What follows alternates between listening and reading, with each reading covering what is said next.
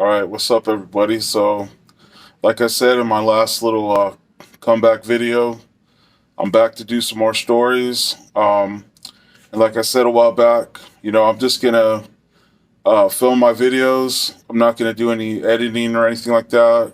Because I don't really have the software to do it. I don't know how to do it, so I just shoot the videos and mistakes and all. So, this is another prison story. This one is from CCA, Corrections Corporation of America. It's a federal detention center, private prison. It goes by a different name now. I'm not going to say it because it doesn't really matter. But, we used to joke around that CCA stood for Crooked Corporation of America. That's probably more accurate than what it's called now anyway.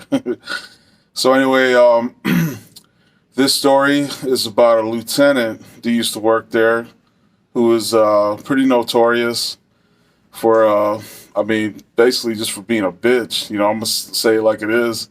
She got her kicks off of firing COs. It was like notches in her belt. And, she didn't treat the inmates any better. She was super disrespectful. And, a lot of inmates, said basically if they had the chance, they would get her, or whatever. But anyway, this story started in new segregation, our level 5 highest custody unit. They're at Central Arizona Detention Center in Florence, Arizona. And, like I've talked about it before, it was a really big facility. It housed about 3,000, give or take, detainees, for mostly for U.S. Marshals, some for Homeland Security, and some for ICE. And I worked mainly towards the end of my 12 years that I worked there. I worked mostly with segregation, lockdown inmates, like the high custody. And, I worked new segregation a lot. There was this inmate in new segregation. Obviously I'm not going to say his real name, but his nickname was Murder. Yeah, Murder, like killing. And his nickname was well earned. He was, I think he had done time in juvie for attempted murder when he was younger. And he was up for 2 counts of murder while he was staying there at CCA, at Central Arizona Detention Center. And I used to talk to him quite a bit.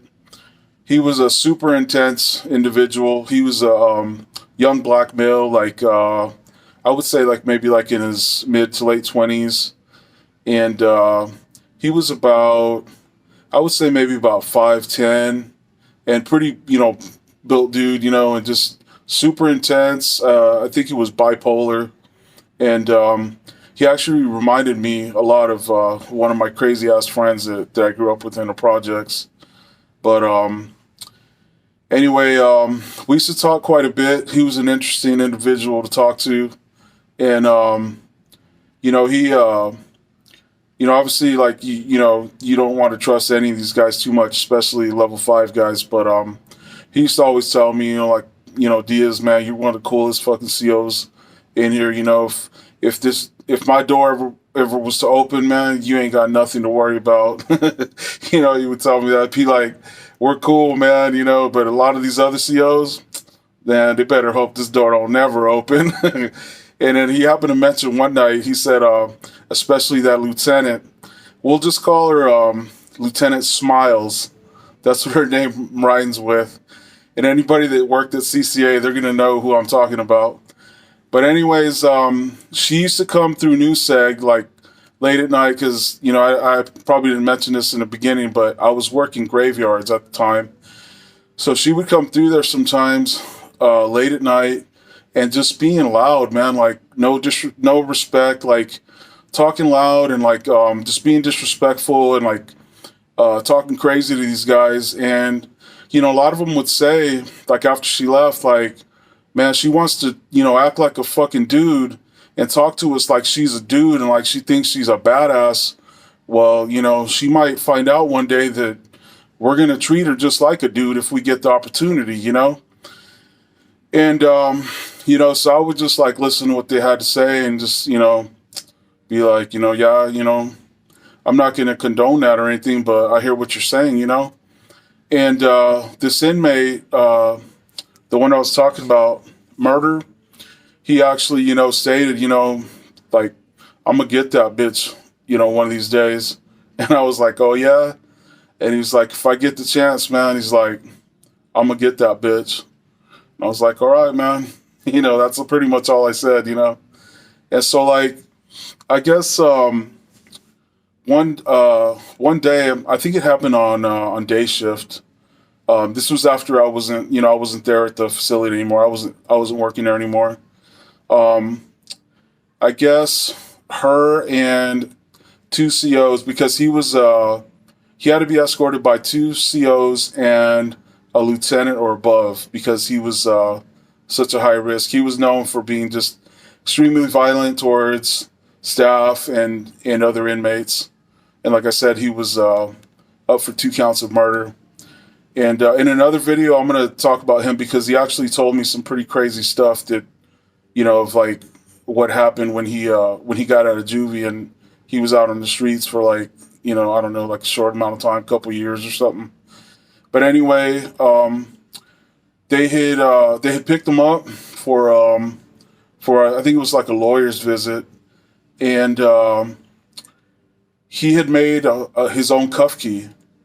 He had been planning this, he was waiting for a chance to get her, like he had said.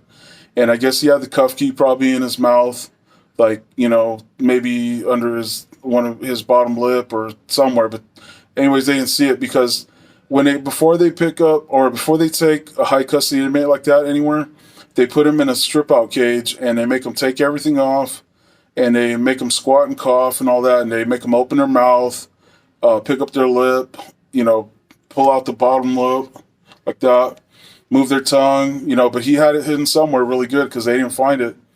So he got redressed, they cuffed him up, and we're escorting him out of new segregation. And to get out of new segregation, you got to pass through old segregation, which is a smaller unit. It's only one level. I forgot to mention new segregation is 2 levels. And, old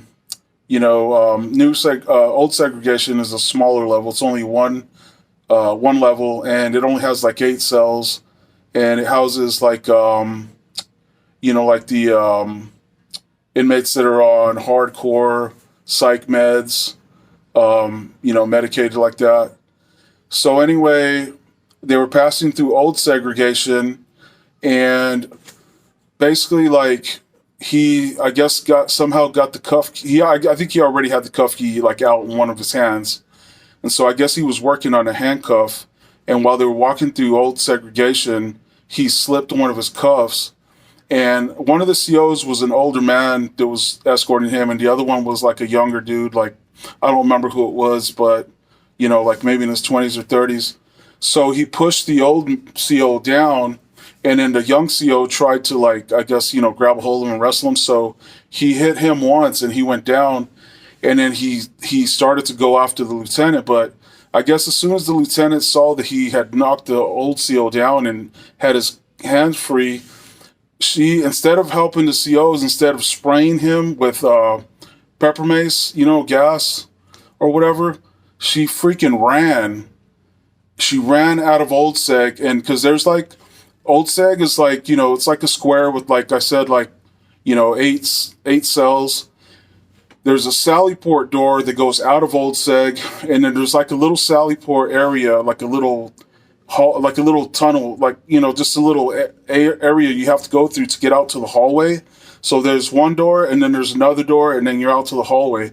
So she ran through the first door, slammed it behind her so he couldn't get her, and then she ran out the other door.